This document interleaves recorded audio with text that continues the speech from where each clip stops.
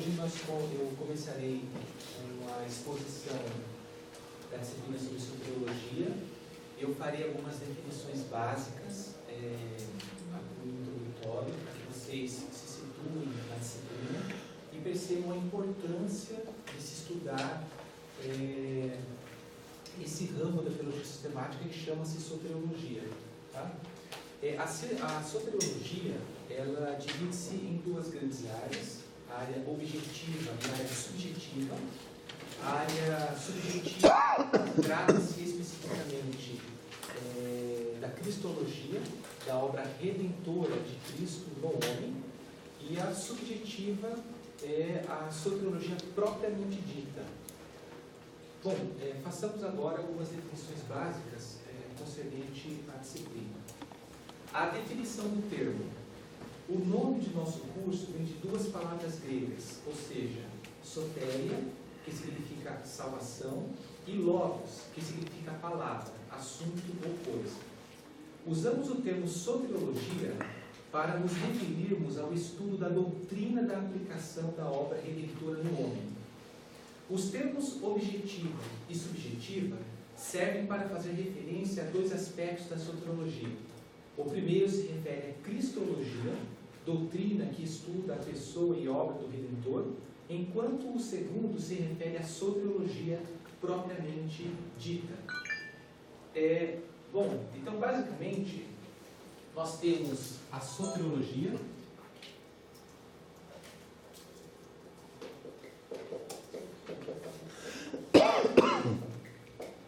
e na soteriologia nós temos dois ramos de estudo: a objetiva e a subjetiva. Ok? A disciplina, a área objetiva da soteriologia, trabalha com a cristologia.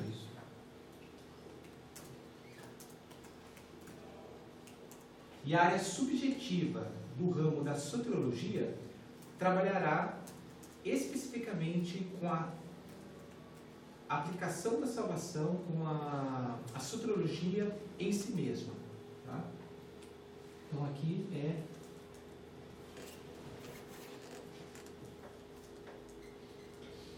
veja que há uma ordem aqui. Para eu falar sobre a salvação do homem, eu preciso me referir a Cristo que morreu na cruz para nos salvar. Antes disso, eu preciso falar do estado do homem e, consequentemente, de Deus. Então, há uma transição natural entre a disciplina, entre a teologia sistemática, que leva-nos, inevitavelmente, a esse aspecto que será analisado ao longo do curso. Tá? Então, quando se fala em soteriologia, pensa-se na área objetiva e na área subjetiva. A área objetiva, a cristologia; a área subjetiva, a soteriologia propriamente dita. O termo soteriologia advém de dois termos gregos: sotéria, que significa salvação; logos, que significa estudo. Então, uma tradução coerente, uma tradução razoável, seria o estudo da salvação, a doutrina da salvação. Há transições aí, eu vou expô-las a vocês agora.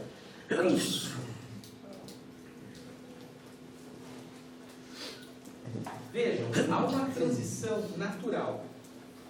Assim como a transição do estudo da teontologia para a antropologia é natural, a transição do estudo da antropologia para a soteriologia também não é. Nós concluímos o estudo da antropologia abordando a doutrina do pecado, seus efeitos sobre o gênero humano, lançando-o em um estado de miséria, e considerando sobre o pacto da graça, o qual nos apresenta o Redentor. Então, percebam o seguinte: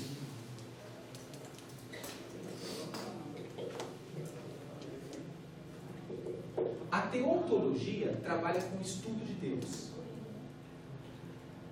Há uma transição natural entre a teontologia para a antropologia.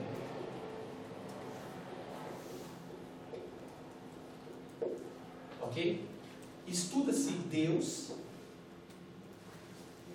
Deus criou o universo, os atributos de Deus, como Deus se revelou, etc, etc. Posteriormente, Deus criou o homem, e nós vamos trabalhar na antropologia a queda do homem, a extensão do pecado, o estado de miséria que o homem se encontra. E na sequência, a graça que sobrepõe o pecado como uma ação salvífica. Então vejam que a teologia sistemática, por uma questão de lógica e de coerência, eu trabalho com a teontologia, o estudo de Deus, deveria trabalhar com a antropologia e depois, numa sequência, a soteriologia.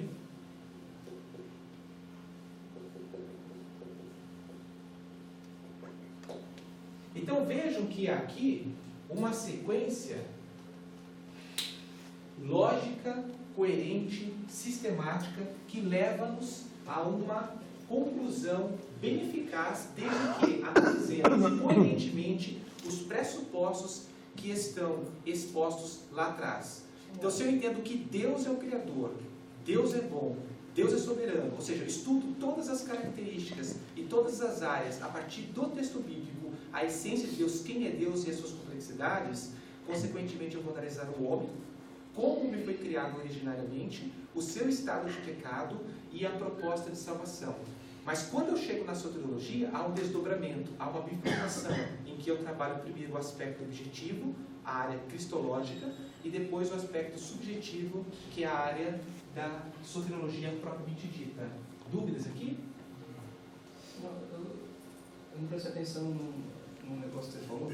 A antropologia, qual que é o estudo básico dela? Então, a antropologia trabalhará o homem. Então, a queda do homem, a extensão do pecado, o caos em que o homem se encontra, quais são os problemas que advêm desse estado.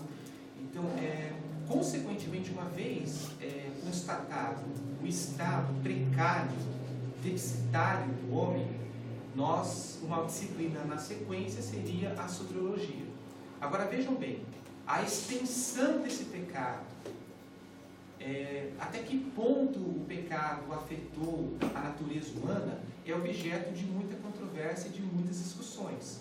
Então há inúmeras propostas de leituras, há inúmeras propostas de refutações, há basicamente uma infinidade de divergências e conflitos sobre a extensão do pecado no homem.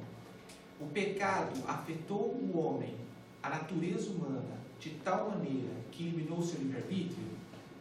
Sim, então arma-se todo um projeto de argumentos para que se sustente essa tese. O pecado afetou a natureza humana, mas não a ponto de afetar o seu livre-arbítrio. Então arma-se todo um projeto de teses e de argumentos atrelados a fim de sustentar esta proposição. Então, a extensão de é uma análise em aberto. Agora, que o pecado afetou o sujeito, sem sombra de dúvida, não é objeto de discussão. O pecado afetou o ser humano e o prejudicou. Agora, a extensão desse prejuízo é uma discussão que veremos mais à frente. Basicamente, é o que a aula que eu apresentei para vocês na sala passada, sobre a questão do livre-arbítrio, tá? E que eu selecionei textos que trabalhem os dois aspectos. Eu quero que vocês percebam que a sequência é uma sequência lógica e que, se for bem trabalhado a teontologia, bem compreendido a antropologia, se entenderá com mais eficácia, com mais profundidade, aspectos da soteriologia. E, inclusive, a importância da cristologia e o que Cristo é e o que Ele fez. Então, o que Ele é e o que Ele fez, dado o estado bem compreendido do homem da antropologia, percebe-se a eficácia da salvação e a proposta bíblica. Dúvidas aqui? Quando você fala ali, então, no meio de antropologia, você vai tratar só o aspecto de hamartiologia, só uma questão de hamartiologia. Eu vou trabalhar a questão da queda do ser humano, a natureza do ser humano, né? Deus o fez, o estado em que ele se encontrava, a queda, o pecado, o seu estado de miséria, o caos que ele se encontra, a proposta de Deus em relação ao homem, vários aspectos do ser humano, a antropologia no seu sentido geral, mas especificamente, lógico, o pecado, tá? Até que ponto o pecado afetou o ser humano. Dependendo das conclusões dadas na antropologia no que tange a extensão do pecado, nós temos visões sobre a soteriologia. Tá? Samuel, a ideia de que o pecado no homem não é condição, é estado, vem daí? Não, trabalha-se esse aspecto na antropologia. A antropologia é um tópico da teologia sistemática. Tá? E lá nós vamos trabalhar o estado do ser humano. É o que eu falei para o irmão, é o que eu falei para vocês. Até que ponto o pecado afetou o ser humano? Há inúmeras propostas de leituras. Tá? Você tem pessoas que entendem que o pecado aniquilou o ser humano totalmente. Então, cabe agir para salvar o homem. Então, é uma relação unilateral. O homem é totalmente depravado e Deus que irá regenerá-lo. Isso significa que a regeneração precede a fé. Mas se eu entendo que o pecado afetou o ser humano, mas não ao ponto de aniquilá-lo absolutamente, e eu entendo isso no seu sentido figurado, então eu inverto o cenário. Eu entendo agora que a relação que Deus e o homem é uma relação bilateral e que a fé precede a regeneração. Então, primeiro a ação cabe, Deus apresenta a proposta de salvação, o homem ele diz se quer ou não. Mas isso veremos com calma lá na frente. Tá? Dúvidas aqui? Tranquilo? Vamos lá. Caminhemos. Anthony diz o seguinte a respeito do que até aqui colocamos. Pela sua total obediência ao Pai e pelo seu sofrimento, morte e ressurreição, nosso Senhor Jesus Cristo conquistou-nos a salvação do pecado e de todas as suas consequências. Mas essa obra salvífica de Cristo não tem nenhum valor para nós até que tenha sido aplicada ao nosso coração e à nossa vida pelo Espírito Santo. O estudo da aplicação da obra da redenção ao povo de Deus é chamado soteriologia, termo derivado de duas palavras gregas, sotéria e logos, que significa a doutrina da salvação. Então vejam que um dado interessante que se diz, mas essa obra salvífica de Cristo não tem nenhum valor para nós até que tenha sido aplicada no nosso coração e a nossa vida pelo Espírito Santo de Deus. Vejamos outra citação. O Berkhoff mostra a naturalidade da transição entre as duas doutrinas ao dizer o seguinte: desde que ela trata da restauração, redenção e renovação, só pode ser apropriadamente compreendida à luz da condição originária do homem, criado à imagem de Deus, e da subsequente perturbação adequada em relação entre o homem e seu Deus, perturbação causada pela entrada do pecado no mundo. Além disso, visto tratar da salvação do pecador considerada totalmente como obra de Deus, conhecida dele e desde a eternidade, naturalmente ela transporta os nossos pensamentos retroativamente para o eterno conselho de paz e para a aliança da graça, em que foi feita a provisão para a redenção do homem decaído. Então vejam que a importância dessa questão da sequência. Se nós entendemos corretamente a teologia, o propósito de Deus, quem é Deus, os atributos de Deus, a manifestação de Deus, a revelação de Deus, ou seja, como Deus se apresenta no texto bíblico, e entendemos na sequência o prejuízo do ser humano em relação à queda, o seu estado precário, o seu estado deficitário, nós vamos analisar a soteriologia. Mas na soteriologia, fazendo aqui um retorno ao propósito divino, você percebe claramente o que o homem era, o que o homem é e o que Deus pretende restaurar no homem. Isso dá uma força interpretativa muito clara e muito forte em relação a todo o construto geral apresentado nas Escrituras Sagradas no que tange a salvação. Tá? Então, essa sequência me parece uma sequência bem razoável, uma sequência bem clara, que às vezes é negligenciada em um curso de teologia sistemática. Às vezes os seminários não têm o cuidado, ou pelo menos não percebem, que trabalhando teologia, trabalhando antropologia, postulando teologia, deixa o aluno com uma visão mais óbvia, digamos, das perplexidades, do aprofundamento e das possíveis interpretações que advêm dessa sequência. Ao invertê-la, ainda é compreensível, mas você trabalha às vezes com pressuposições. Né? Quando se olhar, por exemplo, teologia, soteriologia teologia, soteriologia e depois antropologia, e na soteriologia eu apresento o estado do ser humano, a tendência do aluno é projetar concepções que ainda ele não tem. Né? Às vezes ele pode ter uma má compreensão ou uma superficialidade no estado do ser humano. E pelo contrário, a intenção é mostrar que o estado do ser humano é tão precário que, se Deus não agisse tal como agiu, nós não seríamos salvos. Entendendo a profundidade em que nós nos encontramos, nós enalteceremos grandiosamente o que Deus fez por nós. Não entender nosso estado, é possível entender com superficialidade o que Deus fez por nós. Como se nós pudéssemos, em maior ou menor grau, participar da salvação, ou então nós não entendemos as conclusões ou o resultado de um efeito ocorrido lá atrás. Tá? Então é muito importante que essa linha seja feita. Não é à toa que quando vocês peguem qualquer livro de soteriologia, de teologia sistemática, peguem o Berkop, peguem o Gruden, peguem qualquer texto teologia sistemática, normalmente vocês verão esse tipo de sequência: Bíblia, Deus, antropologia, soteriologia. Tá?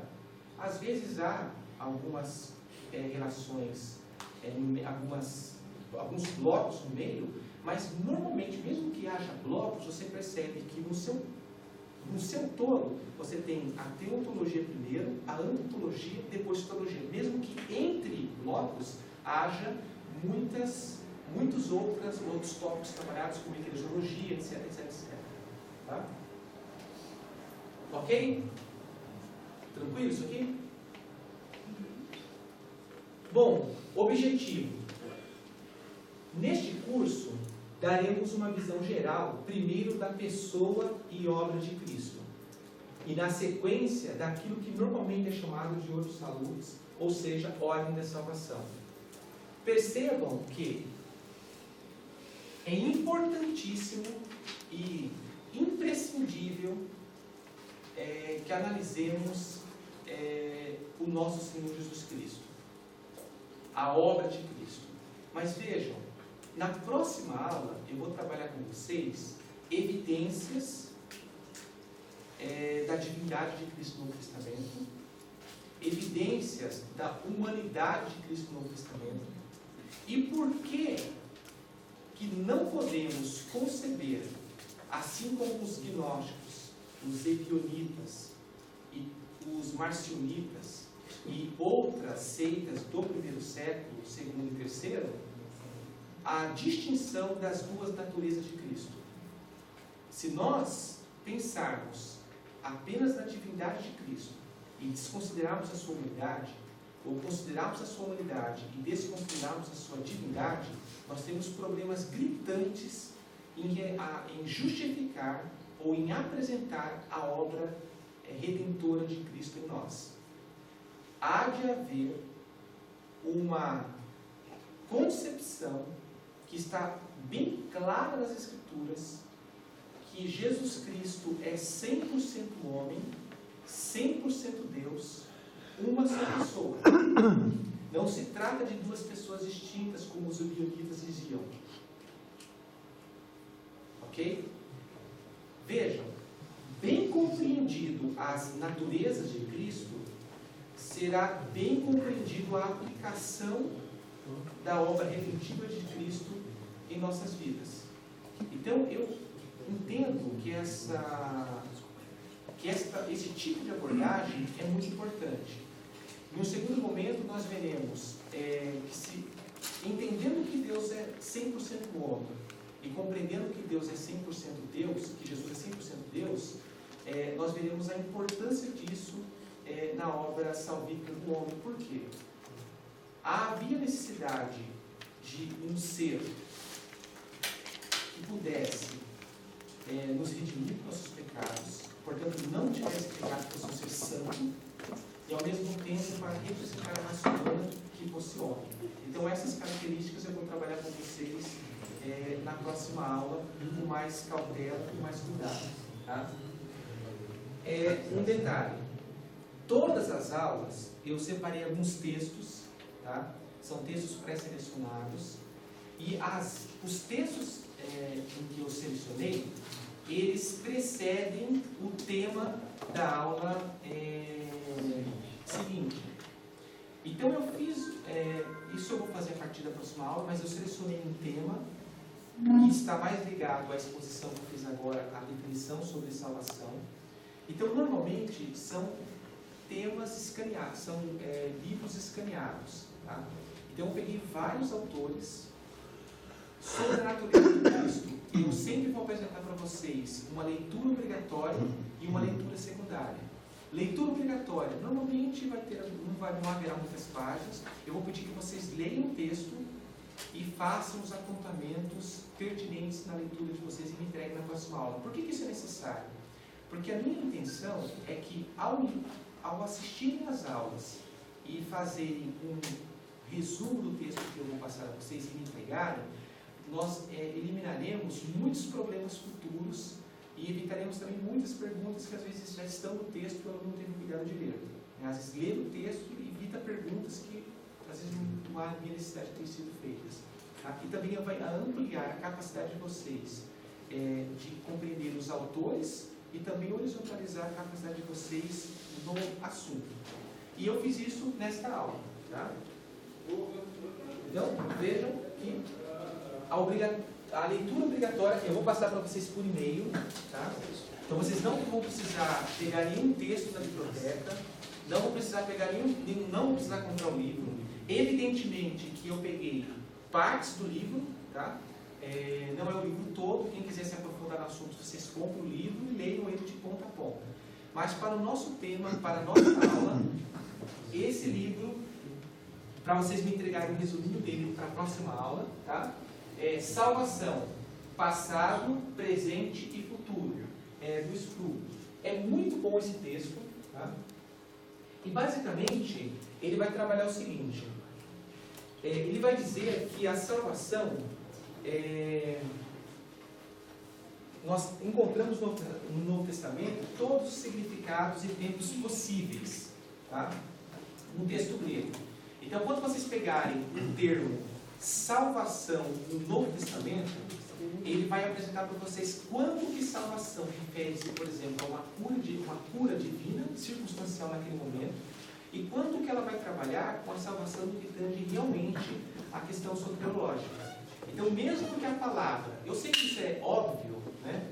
Mas é só uma questão de introdução que ele vai trabalhar com vocês, o significado do termo salvação e as suas aplicações no Novo Testamento. Para que para que nas leituras feitas no texto bíblico, não caiamos no erro de pensar que o termo salvação refere-se a uma ala maior, sendo que o termo salvação aplicado ali é um termo circunstancial de um cego que foi curado. Então ali não está falando da salvação. O fato de uma pessoa ser curada circunstancialmente não implica necessariamente que ela alcançará o reino de Deus. Significa simplesmente que ela foi curada naquele momento. Tá? Então salvação aqui não pode, por extensão, pensar numa salvação em outro nível. Eu sei que isso é bem óbvio, mas é importante que passemos por essa reflexão. Tá? Então, no Novo Testamento, em todos os significados e tempos possíveis, encontramos o termo salvação no texto grego. Tá? E também ele irá apresentar para nós os tempos em que aparece o verbo salvar. Então nós temos, por exemplo, o tempo passado. Termos sido salvos antes da criação do mundo. Então aqui está apresentado um sentido mais extremo. Tá? Termos sido salvos antes da criação do mundo já refere-se a um propósito de Deus, né? Algo mais profundo, é um termo mais extremo, mais específico. Aí você vê lá um tempo passado, termos sido salvos antes de Cristo. Mas em alguns textos do Novo Testamento encontra-se também o tempo imperfeito. Estávamos sendo salvos. E refere-se, portanto, o propósito de Deus através da história, Deus trabalhando através da história na nossa salvação. Então você vê lá um tempo passado, ou seja, uma ação que começou e concluiu, e agora o tempo perfeito. Temos também no Novo Testamento a continuidade dele, porque ele é um gerúndio. Oi? Ele é um gerúndio, a continuidade dele. Começou num tempo que ainda não terminou. Não, sim, mas eu falo assim, quando você lê o texto grego do Novo Testamento, você vai perceber que você tem lá o tempo passado, você tem o tempo, você tem o imperfeito e você vai ter também a questão do presente. Eu só quero que vocês entendam que ao ler o texto em português, às vezes desconhecendo o texto grego em si, nós podemos pensar, ora, nós fomos salvos, estamos sendo salvos, seremos salvos ou somos salvos. Então, para evitar esse tipo de problema, esse texto ele vai apresentar para vocês, olha, embora a maneira em que o verbo se encontra no contexto esteja deste modo, não significa nem que você será, não significa que você foi, não significa que você está. Significa apenas maneiras em que Deus expressa a obra salvífica no seu todo. Tá? Porque normalmente as perguntas que aparecem na sala de aula sim, olha, você está correto. A pergunta que se faz na sala de aula é, olha Samuel, existem textos da Bíblia que dizem que eu fui salvo. Existe texto da Bíblia, creia em meu nome e será salvo tu e tua casa. Mas será salvo não é nem presente, não é nem passado, será salvo é futuro. E como é que a gente trabalha? Então, a proposta desse texto é mostrar que no tempo presente, quando se diz somos ou estamos salvos, no momento em que cremos em Cristo, Ele nos declara justificados. Mas como podemos compreender o emprego desses verbos em vários tempos? Então, basicamente, eu acho que deve ter o quê? 5 ou 6 páginas, talvez 7 no livro agora, mas ele vai trabalhar essas questões com mais clareza com vocês, apresentando um texto bíblico, etc., para que quando iniciemos a aula sobre soteriologia, nós não precisemos retornar nessas questões e ficar refletindo uma coisa que me parece também que o texto já resolve o problema. Samuel, tive dúvidas mesmo assim, estarei à disposição para ajudá-los, não há problema. Tá? Mas acho que o texto já conseguirá eliminar pelo menos muitas das questões que sejam aparentemente contraditórias. Isso tem relação com o auristo, o infecto e o perfecto? O auristo, o infecto e o perfecto são aspectos do texto grego. Né? Eu estou falando aqui sim, está ligado à questão dos verbos. Tá? Aqui, basicamente, você tem a questão, são palavras latinas, né? O auristo, você tem o auristo gnômico, por exemplo, né? Que seria um período assim, não enquadrado, né? Você já tem o auristo específico, que já relata a sequência temporal. O perfecto seria, o infecto seria o imperfeito e o perfecto o perfeito. Tá? E os tempos, você tem passado, presente, futuro, você tem o particípio, etc. Os tempos verbais do grego são maiores que os tempos verbais do português. Tá? Mas sem sombra de dúvida, quem já fez uma aula de grego, vocês verão tanto o verbo no seu aspecto quanto no seu tempo. Tá? Na voz, aspecto e tempo, me parece bem relacionado no Testamento, que é a construção verbal que eles utilizavam na época. Samuel, a questão de texto, eu estou trabalhando no passado, por exemplo, questiona também a questão da situação da Israel, igreja, questão espiritual. Ele passa por cima, tá? Ele não vai ter texto, se quiser eu posso arrumar um texto. A psicologia também aborda essa questão, né? Sim, agora, tá? Mas assim, esse texto, ele vai passar por cima disso aí. Ele não vai se aprofundar, pelo menos nessas partes que eu vou passar para vocês. Tá? O Berkhoff trabalha com isso, o Berkhoff trabalha muito bem com esse aspecto. Evidentemente que ele trabalha com a teologia do pacto, né? Ele é um pactualista, ele faz uma interpretação em relação a essa questão da continuidade. Samuel, além desses textos, você vai passar algum livro Não, eu vou passar vários Vai ser textos. só os textos, não vai ser o livro, não sei. Não, esses textos eu vou passar em PDF para vocês. Tá? Vai chegar no e-mail de vocês leiam, imprimam ou leiam no computador, não há problema. Façam as anotações, coloquem o nome e me tragam na próxima aula. Tá? Porque eu quero que vocês leiam esses textos que me parecem muito importantes. Então essa aqui é a leitura obrigatória. Toda aula terá leitura obrigatória, toda aula teremos leituras obrigatórias. Toda aula teremos leituras recomendadas, todas as aulas teremos leituras recomendadas. As obrigatórias vocês devem lê-las, resumi-las e trazê-las na próxima aula. As leituras recomendadas fica a critério de vocês. Quem quiser expandir seus horizontes e ler, ok. Quem não quiser, não há problema, tá bom? Eu sei que uns lerão até mais, uns até pedirão mais textos para mim, outros talvez nem leiam a obrigatória.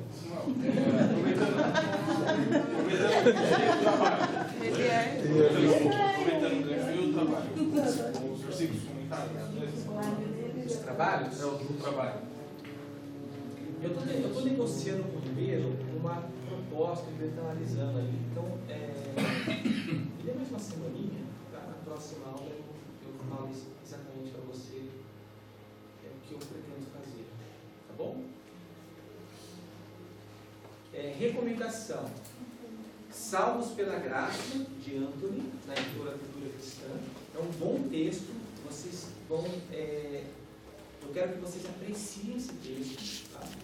As duas naturezas do Redentor. Já é um texto preparatório para a próxima aula. Então vejam, é uma recomendação para que vocês o leiam e se preparem para a próxima aula. A união das duas naturezas do Redentor, do Heber Campos. É um texto bem interessante publicado pela Cultura Cristã e são textos que quem os ler conseguirá na próxima aula compreender a matéria com mais profundidade. Tá?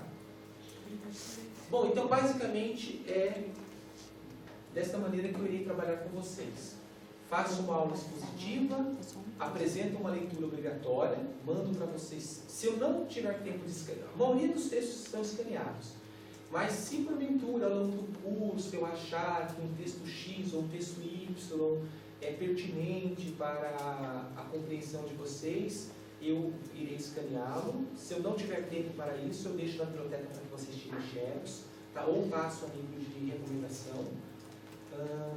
Vocês me tragam todas as aulas o resumido desse texto. Samuel, é texto de 20 páginas? Não, é um texto curto. Tá? Eu acho que são textos assim, uns têm 3 páginas, outros têm 5, outros têm 10, outros têm 100. Não, brincadeira, não tem 100 não.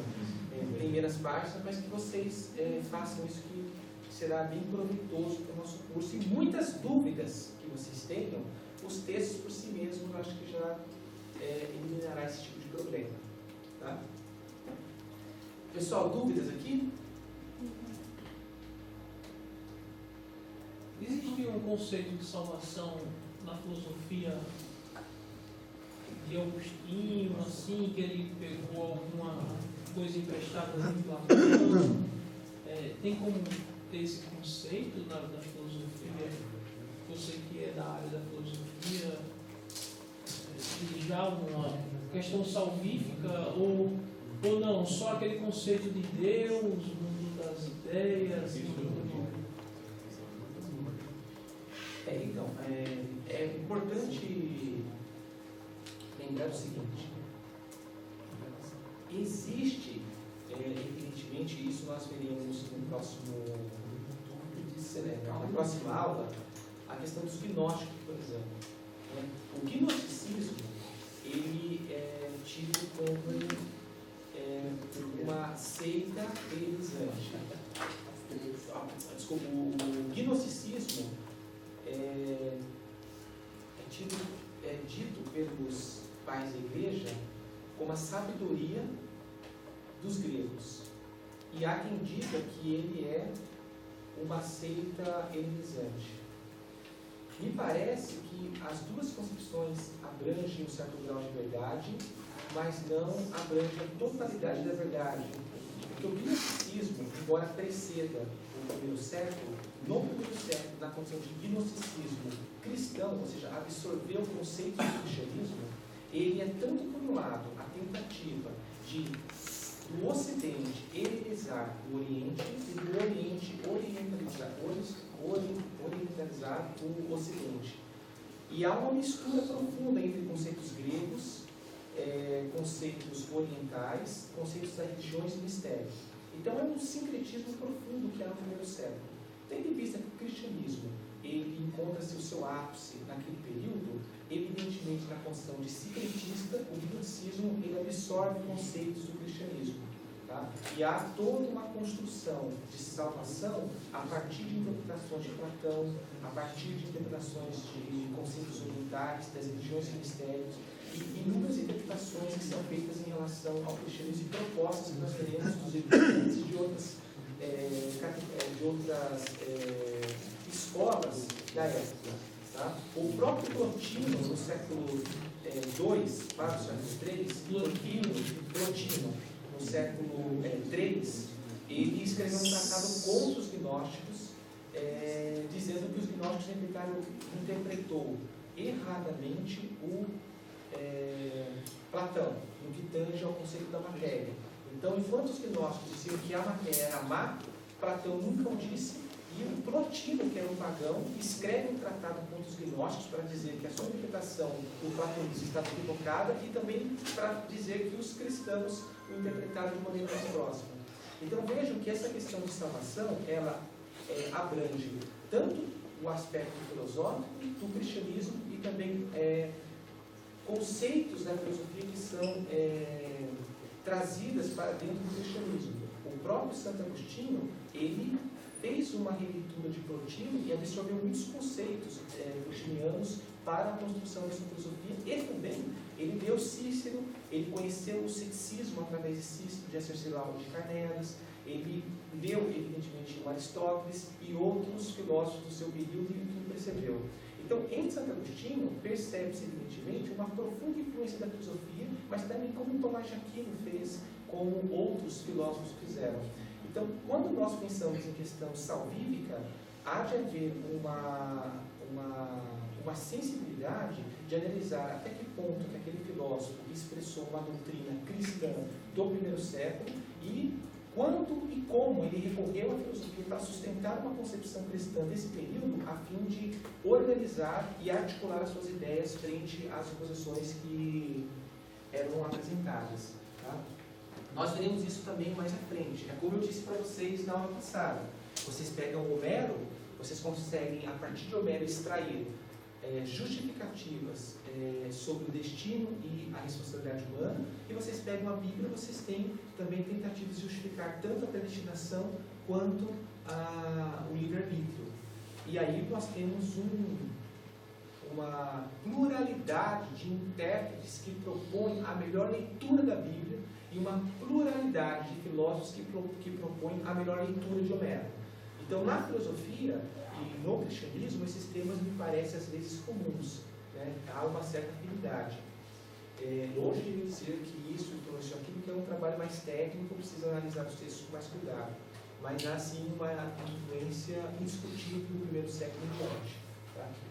Ontem eu ouvi falar aquela frase lá de Tomás de Aquino, né? Que se a verdade não importa de onde venha, né? Se vem da filosofia, sociologia, de qual for, a verdade é de Deus, né? E Tomás de Aquino ele foi criticado na época dele porque ele pegava o estudo de vários pontos, de vários lugares, não dá para dizer assim, de várias ciências, né? Porque não tinha essa concepção ainda naquela época, mas que ele faz esse apanhado e ele estuda bastante a questão tinha aquela barreira do latim, que todo o escrito tinha que ser em latim, e ele consegue fazer as traduções do grego para o latim e consegue ensinar em academias.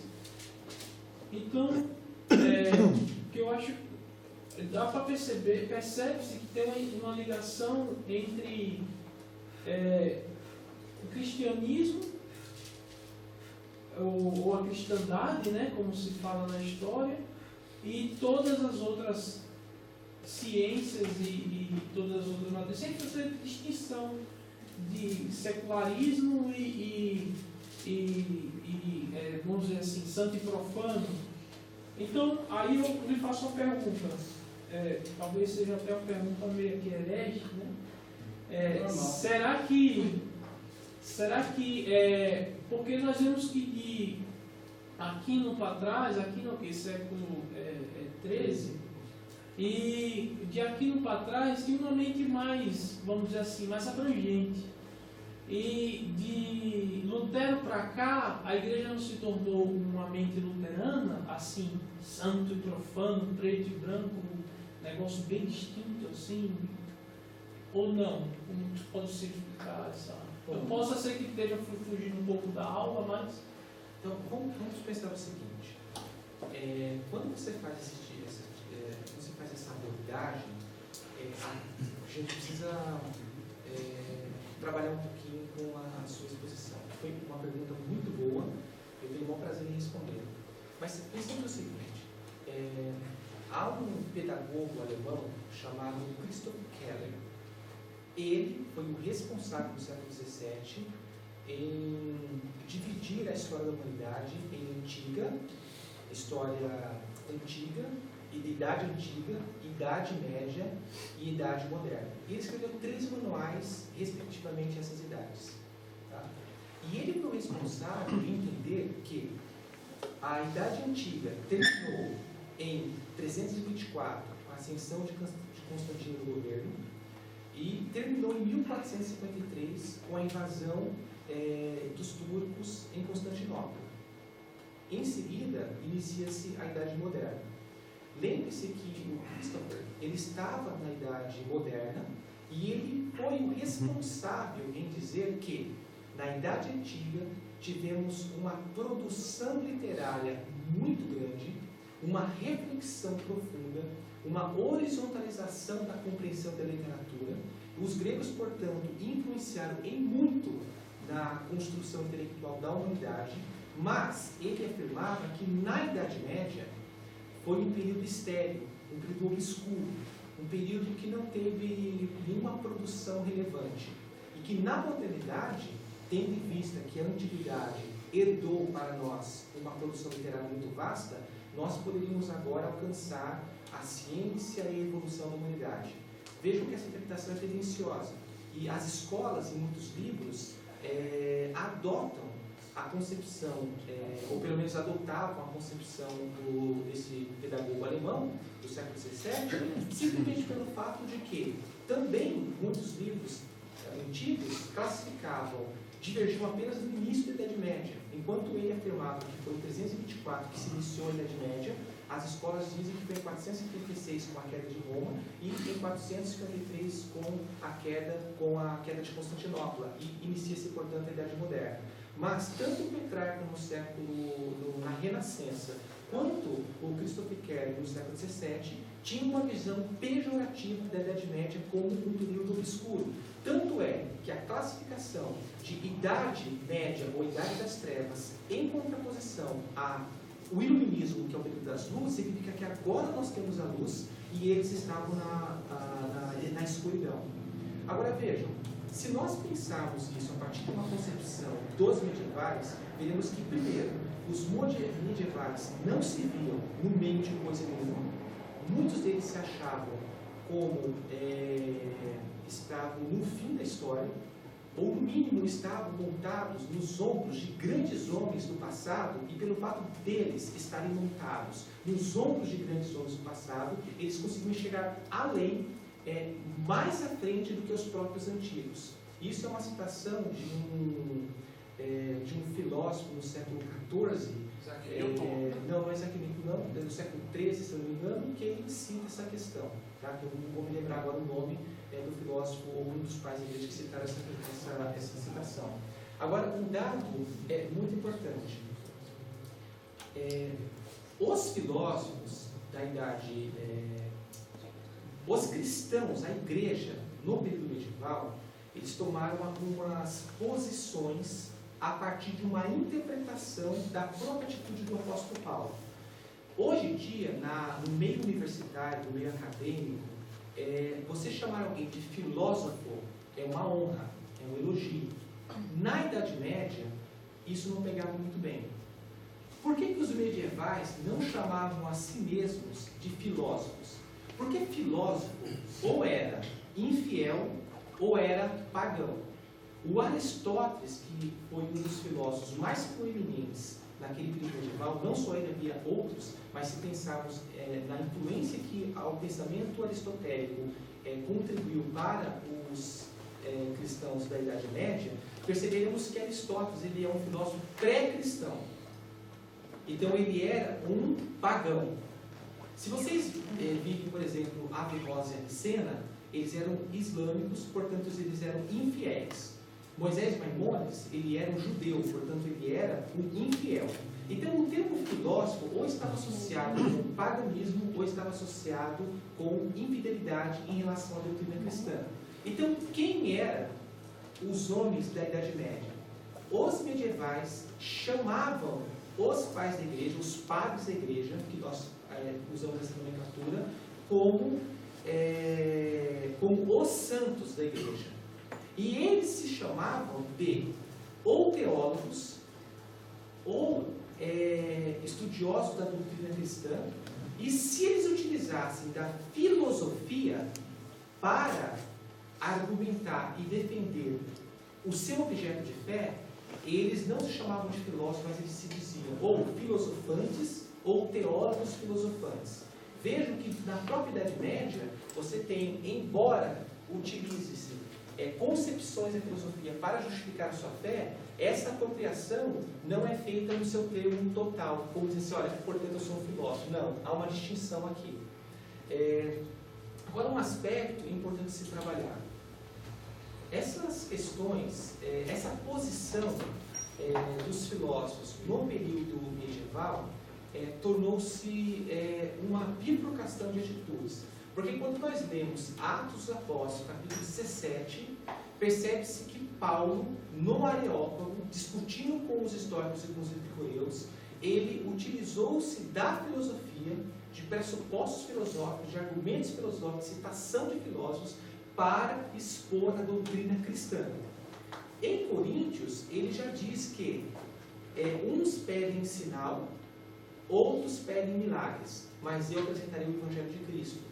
Então, nota-se que o apóstolo Paulo, em Atos, apropria-se da filosofia para pregar o Evangelho, mas já em Corinto, dá a impressão que ele fala assim, não, eu vou falar aqui do Evangelho de Cristo, quer vocês aceitem ou não. É Cristo propriamente dito que será apresentado. Para uns pode ser loucura, para outros pedem milagres, outros pedem sinais, mas o que eu vou apresentar para vocês é Cristo em si mesmo. Isso fez que os medievais tomassem duas atitudes em relação ao texto bíblico. Uma ala dos medievais disseram: utilizaremos da filosofia para expor a doutrina cristã. Basearam-se em Atos capítulo 17. Uma outra ala disseram: nós não teremos nenhum vínculo com a filosofia, embora tivessem, de uma maneira em menor grau, mas baseado em 1 Coríntios. Então você teve aqui duas alas de filósofos.